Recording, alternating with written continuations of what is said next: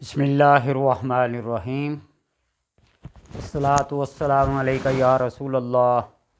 وعلی آلکہ و صحابکہ یا حبیب اللہ۔ الصلاۃ والسلام علیکہ یا رسول اللہ وعلی آلکہ و صحابکہ یا حبیب اللہ۔ اللہم صلی علی محمد وآل محمد صلی اللہ علیکہ یا محمد نور من نور اللہ۔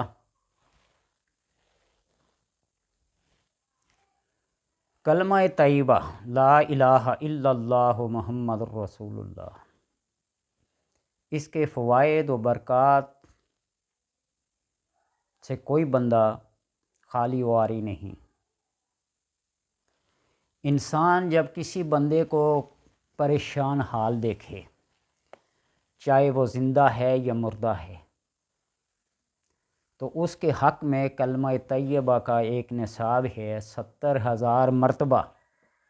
انسان پڑھ کر اس کی مشکل کو آسان کرنے کے لیے، اس کی حاجت کو پورا کرنے کے لیے پڑھے، ختم پاک اور نصاب کو پورا کرے، تو اللہ تبارک و تعالی اس کی تمام حاجتوں کو اور تمام مرادوں کو پورا فرماتا ہے۔ اور جب کوئی انسان اپنے کسی مردہ بہن بھائی، ماں باپ، قریبی رشتہ دار، کسی کو بھی کسی ایسی تکلیف کی حالت میں دیکھے، عالم برزخ میں بعض لوگوں کو کشف ہوتا ہے اور اس مردے کے حالات کو اپنی آنکھوں سے، اپنے دل اور کشف سے دیکھ لیتے ہیں، اور وہ اس کی تکلیف کو دیکھ کر پریشان ہو جاتے ہیں۔ تو ایسے کسی کے ساتھ اگر ہو کہ وہ اپنے کسی قریبی رشتہ دار کو عالم برزخ میں کسی تکلیف میں دیکھتا ہے،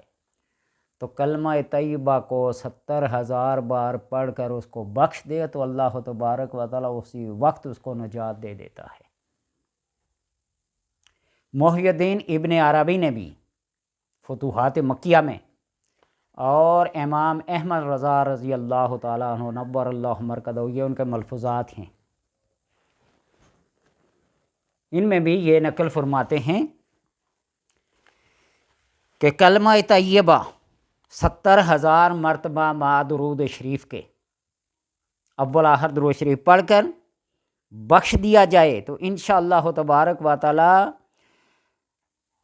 پڑھنے والے اور جس کو بخشا ہے دونوں کے لیے ذریعہ نجات ہے، اور پڑھنے والے کو 2 گنا ثواب ہوگا، اور اگر 2 کو بخشے تو 3 ثواب ہوگا۔ ایک بندے کو نہ بخشے بلکہ 2 کو بخشے تو اس کو 3 ثواب ہوگا۔ اس طرح کروڑوں بلکہ جمیع مومنین اور مومنات کو ایصال ثواب کر سکتا ہے، اسی نسبت سے اس پڑھنے والے کو بڑا ثواب ہوگا۔ اور فرماتے ہیں کہ حضرت شیخ محی الدین ابن عربی نے بھی ایک محفل میں ایک لڑکے کو دیکھا کہ اس کے اوپر کچھ ایسے آثار طاری ہیں پریشانی کے، تو آپ نے اپنے کشف کے ذریعے اس کے دل پہ مطلع ہو کر اس سے پوچھا کہ کیا پریشانی ہے، تو اس لڑکے نے کہا کہ میری ماں کو عذاب ہو رہا ہے، اس کو دیکھ کر میں پریشان ہو رہا ہوں۔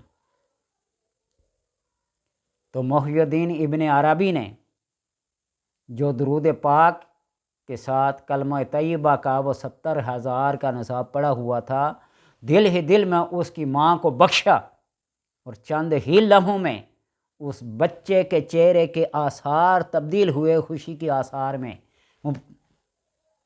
تبدیل ہوئے۔ تو آپ نے اس سے پوچھا کہ کیا وجہ ہے؟ دفعتاً، یہ تمہاری کیفیت کا ایسے تبدیل ہونا؟ تو اس نے کہا کہ میں نے یہ حالت دیکھی ہے کہ فرشتے اس کو عذاب دے رہے تھے۔ تو محی الدین ابن عربی نے جب اس کو بخشا تو وہ لڑکا ہنسا، اور آپ نے اس کے ہنسنے کا ثواب دریافت فرمایا۔ تو لڑکے نے جواب دیا کہ حضور میں نے ابھی دیکھا ہے کہ میری ماں کو فرشتے جنت میں لے کے جا رہے ہیں۔ اور شیخ فرماتے ہیں کہ اس حدیث کی تصدیق مجھے اس لڑکے کے کشف سے ہوئی ہے، اور اس کے کشف کی تصدیق اس حدیث سے ہوئی ہے۔ عیسیٰ علیہ السلام کے دور کا بھی واقعہ ہے کہ ایک بندہ